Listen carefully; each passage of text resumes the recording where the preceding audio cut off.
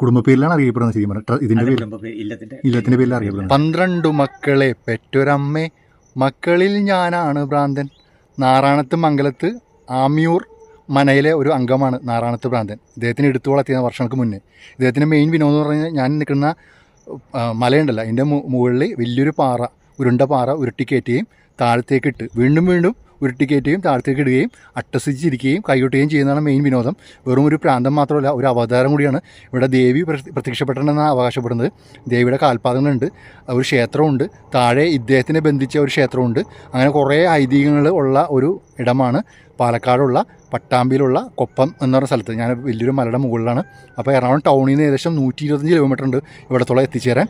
ഒരുപാട് ചരിത്രങ്ങൾ ഇതിൻ്റെ പിന്നിലുണ്ട്. അടുത്ത മാസം ഒക്ടോബർ 17 തീയതിയാണ് ഇവിടെ മെയിൻ പൂജയും ഉത്സവമൊക്കെ. നിരവധി ലക്ഷക്കണക്കിന് ആൾക്കാരാണ് ഇവിടെ വന്ന് പോകുന്നത്. അപ്പോൾ തീർച്ചയായിട്ടും ഒരു ദിവസം വന്ന് പോകാവുന്നതാണ്.